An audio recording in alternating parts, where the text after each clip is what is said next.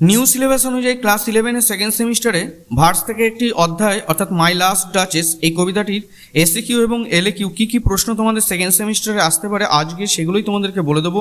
ভিডিওটি তোমাদের জন্য খুবই গুরুত্বপূর্ণ অর্থাৎ ইন্টারেস্টিং হতে চলেছে, তাই তোমাদের বলবো ভিডিওটি কেউ স্কিপ করে দেখবে না।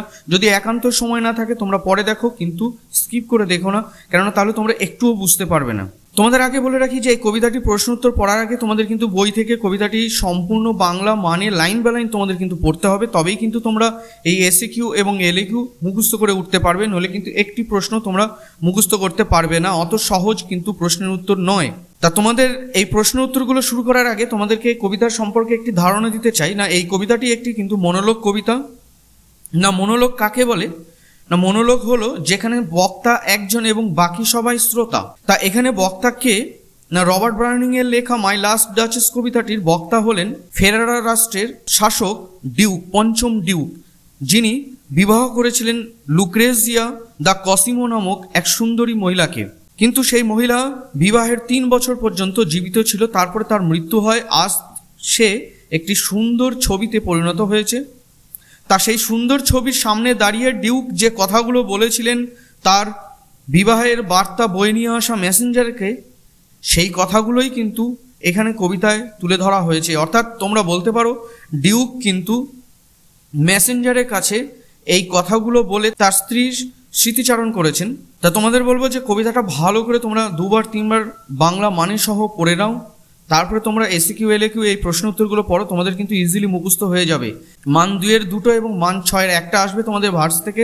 তাই এই ডাচেস, মাই লাস্ট ডাচেস এই কবিতা থেকে যে প্রশ্নগুলো তোমাদের জন্য খুবই গুরুত্বপূর্ণ সেই প্রশ্ন উত্তরগুলো নিয়েই তোমাদের সাথে আলোচনা করেছি। তা প্রশ্নগুলো শুরু করার আগে তোমাদের কাছে অনুরোধ, তোমরা যদি চ্যানেলে নতুন হয়ে থাকো চ্যানেলটিকে সাবস্ক্রাইব করে রাখো এবং নোটিফিকেশনে বেল আইকনটিকে অন করে দাও এরকম ধরনের নিত্য নতুন নোটস এবং সাজেশন সবার আগে পাওয়ার জন্য। তাহলে দেখে নাও যে সমস্ত প্রশ্ন উত্তর তোমাদের সেকেন্ড সেমিস্টারের জন্য পড়তে হচ্ছে। তাহলে এই অধ্যায় থেকে 2টি মান 2 এবং 1টি মান 6-এর যে প্রশ্নগুলো তোমাদের পড়তে হবে এসিকিউ থেকে, যে প্রশ্নগুলো গুরুত্বপূর্ণ সেগুলো হচ্ছে that's my last duchess, why does the poem my last duchess open in this manner. না, উত্তর হবে Robert Browning begins his poem my last duchess abruptly, he does not introduce the speaker, mention the setting and practically Sage nothing about the listener. Her follows a pure dramatic technique and the opening line gives a dramatic twist. এখানে হার follows হবে না, হি follows a pure dramatic technique and the opening line gives a dramatic twist. 2 number that's my last duchess, what can you guess about the setting of the poem from the line. Answer হবে the line indirectly gives us a reference to the setting of the poem. The speaker is the duke, being a duke he belongs to a noble family. The action will take place in the palace and the Duke is expected to focus on his last duchess before someone. 3 নম্বর প্রশ্ন, I call that piece a wonder. What light does the remark of the Duke throw in his character? Answer হবে the Duke's wife is dead. Only her portrait is kept in his palace. When the Duchess was alive, she was one of the little wonder to the Duke. But after her death, he appreciated the artistic fineness of her picture. It clearly shows that the Duke is not a true lover of art. Real artist is more a lover of life than its copious reflection in art. The Duke is snob and brags of his false perception of art. 4 number, how did Fra Pandolf praise the Duchess? Answer হবে Fra Pandolf was assigned to make the portrait of Duchess. While painting her picture, he chanced to say that his painting might not be able to reproduce the half flush that came up to her throat. 5 নম্বর প্রশ্ন, do you think the Duke was the jealous of the Fra Pandolf as per his version in the poem? Answer হবে the Duke himself employed Fra Pandolf to draw the portrait of his last Duchess, but he suspected him. He thought that his compliments of his wife caused her calling up a spot of joy on her cheeks. 6 নম্বর প্রশ্ন, which things mentioned in this poem delighted the last Duchess? Answer হবে according to the Duke, his last Duchess was pleased with anything and anybody. The sunset scene was a wonder to her. The gift of bough of cherries from a officious fool delighted her much. She also enjoyed a simple ride round the terrace on the back of mule. Added to this, she was pleased with the Duke giving her an ancestral jewelry as gift. পরের প্রশ্ন 7 নম্বর প্রশ্ন, how does the duke make it clear that he is a man of wealth and power? Answer হবে, the duke gives 3 reference to his power and wealth in his art gallery. The pictures are in portrait are made by great artists of those days. Only a wealthy person can afford to possess them. Second, he says that he belongs to a family that has 900 years old name, so it is clear that he is both rich and powerful. 8 নম্বর প্রশ্ন, what is the duke trying to achieve in his speech? The duke's main motive is to marry the count's daughter and to get generous dowry from him. To achieve this, he is expected to justify the killing of his duchess before the count's envoy. The duke expects that everyone will consider him a good husband and call his wife foolish and infidel. 9 নম্বর প্রশ্ন, why did not the duke try to correct his duchess? Answer হবে, the duke said that he had great self-respect. He observed that his duchess hurt him with her behavior and activities, but he did not try to correct her. He did not like to stoop before her. Again, he feared that if she refused to hear him, he would be insulted much. 10 নম্বর প্রশ্ন, what is the duke's symbol of? Explain briefly. The duke was the symbol of feudalism.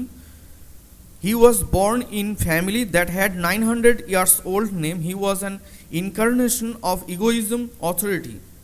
He was also a symbol of narcissism. 11 number, what type of lady was the duchess? The answer হবে, the last duchess as presented by the duke through his monologue was a self-respectful lady. He was sociable, romantic. She was innocence and simplicity incarnate. She loved nature and all creatures. LAQ যে প্রশ্নগুলো পড়বে, describe the photo session of the last duchess as the duke, very very important. Describe in his long speech in his poem. তাহলে এই সম্পূর্ণ উত্তরটা এখানে লিখে দিয়েছি, তোমরা দেখে নাও, এখান থেকে খাতায় লিখে নিতে পারবে তোমরা। তারপরের প্রশ্ন হচ্ছে, how does the duke express his love for art in the poem My Last Duchess? এটারও উত্তর করে দিয়েছি, তোমরা দেখে নাও, সম্পূর্ণ উত্তর কিন্তু তোমরা পেয়ে যাচ্ছ এখানে। এবার চলে আসছি 3 number, that's my last duchess painted on this wall. প্রশ্ন হচ্ছে, who is the speaker and who is the address to? Why is the duchess called last? What happened to her? এটা তোমরা নিজেদের বাড়ির গৃহশিক্ষকের কাছে তৈরি করে নেবে। প্রশ্নগুলো আমি দিয়ে দিয়েছি, তোমরা বাড়িতে এগুলো তৈরি করে রেডি করে নাও, কারণ এগুলো কিন্তু খুবই গুরুত্বপূর্ণ প্রশ্ন তোমাদের সেকেন্ড সেমিস্টারের জন্য। ভিডিওটা ভালো লাগলে অবশ্যই লাইক করে দিও এবং এরকম ধরনের ভিডিও পেতে কিন্তু তোমরা নোটিফিকেশনটাকে সবসময় অন করে রাখবে এবং নতুন হয়ে থাকা চ্যানেলটিকে সাবস্ক্রাইব করে দেবে। পরের প্রশ্ন, sad was not her husband's presence only, call that spot of joy. Who is the speaker of the above lines? Who is the addressed as sad? Whom does the speaker speak? What is the tone of the speaker? Apart from her husband's presence, what else called her spot of joy? এটাও তোমরা গৃহশিক্ষকের কাছ থেকে তৈরি করে নেবে। পরের প্রশ্ন, as if she ranked my gift of 900 years old name with anybody's gift. Who is the speaker? Who is she? How did she usually receive the speaker's gift? Why, according to the speaker, should he is gift by treated differently? What light does the comment throw on this character, on the character of the speaker? এটাও তোমরা গৃহশিক্ষকের কাছ থেকে তৈরি করে নেবে। দেখো, এই প্রশ্নের উত্তরগুলো কিন্তু খুবই গুরুত্বপূর্ণ। তোমরা যদি এই প্রশ্নের উত্তরগুলো এখন থেকে রেডি করে রাখো, তাহলে কিন্তু আগামী দিনে তোমাদের কোনো অসুবিধা হবে না। এই যে প্রশ্ন উত্তরগুলো তোমাদের সাথে আলোচনা করলাম, এই প্রশ্ন উত্তরগুলো কিন্তু তোমাদের অবশ্যই কবিতা পড়ে তারপরে কিন্তু এগুলো করার চেষ্টা করবে, তবেই কিন্তু তোমরা সফল হবে। নইলে কিন্তু কবিতা যদি না পড়ো, প্রত্যেকটা লাইন বাই লাইন যদি তোমরা না পড়ো, তাহলে কিন্তু তোমরা একটু প্রশ্নের উত্তর মুখস্থ করতে পারবে না, তো দূরের কথা তোমরা বুঝতেও পারবে না। তাই বুঝতে হলে কিন্তু তোমাদেরকে এই কবিতাটা কিন্তু অবশ্যই পড়তে হবে, জানতে হবে। তা ভিডিওটি ভালো লাগলে অন্তত একটি লাইক করে দিও, কেননা তাহলে আমি মোটিভেশন পাবো আগামী দিনে তোমাদের জন্য আরও কিছু ভালো ভিডিও তৈরি করার জন্য, যেগুলো কিনা তোমাদের পরীক্ষায় আসতে পারে। তা প্রত্যেকে ভালো থেকো, পরবর্তী ভিডিওতে আবার তোমাদের সাথে দেখা হচ্ছে।